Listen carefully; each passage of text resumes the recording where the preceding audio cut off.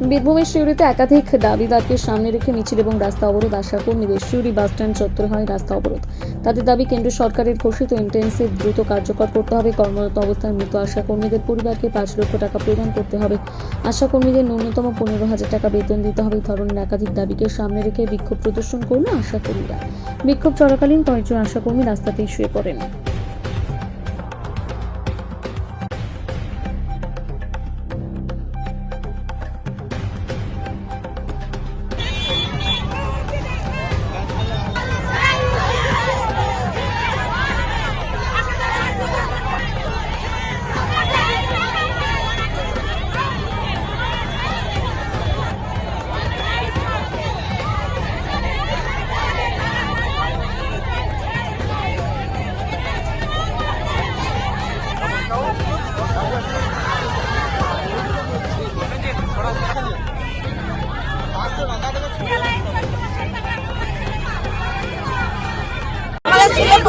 আমরা দীর্ঘদিন ধরে মানব আন্দোলন লড়াই চালিয়ে যাচ্ছি, কিন্তু আমাদেরকে মাইনা ঠিক মতো দেওয়া হয় না, টাকা পয়সা আমাদের ঠিক মতো ঢোকে না।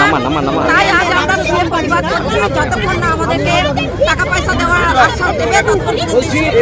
এর আগে তো প্রতিবাদ করেছিলেন, তাহলে কি কোনো একটা বড় হয়নি? না, আমরা অনেকবার প্রতিবাদ করেছি, একটু সাইডে কি চাইছেন আপনারা? কি চাইছেন? আমরা চাইছি এই প্রতিবাদের, আমরা যেগুলো চাইছি আমাদের ১৫,০০০ টাকা বেতন করতে হবে, আমাদের পক্ষে আগে টাকা পয়সা আছে সেসব দিতে হবে। এইসব না দিলে আমরা ততক্ষণ পর্যন্ত এই আন্দোলন চালিয়ে যাবো। না হলে কি করবেন? সুরার না করে না হলে আমাদের যারা কর্মীদের চলছে তেমনি কর্মীদের চলে যাবে।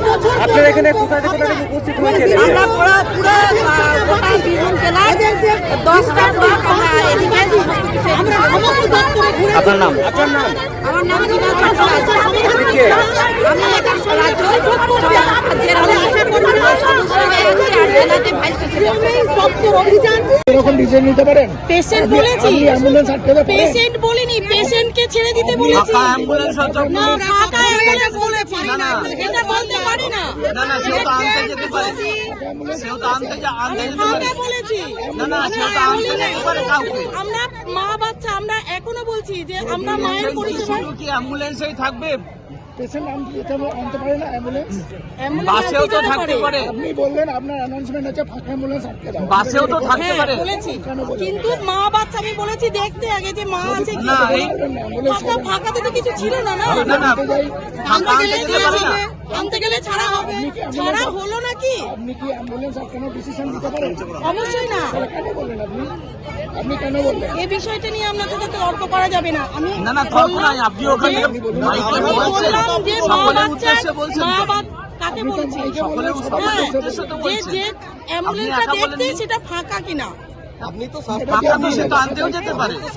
আমি কিন্তু এটাও অ্যানাউন্স করেছি যে আমরা মা শিশুকে মায়ের যে গর্ভবতী মা তাকে হাসপাতাল অবধি পৌঁছে দেব আমাদের কর্মবিরতি চলাকালীনও, কিন্তু আমরা হাসপাতাল যাব না, গাড়ি ডেকে তাকে পৌঁছে দেওয়ার ব্যবস্থা করবো।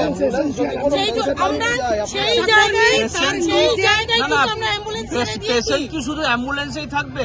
আরো পেশেন্ট ছাড়া হয়েছে। বাসেও তো থাকতে পারে, বাস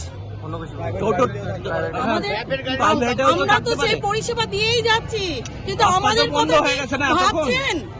আমাদের কথা কি ওনারা ভাবছেন? আপনার অ্যানাউন্সমেন্টের জন্য আমি মালদা সিংহ, আমি এখানে জেলা সেক্রেটারি। ঠিক আছে।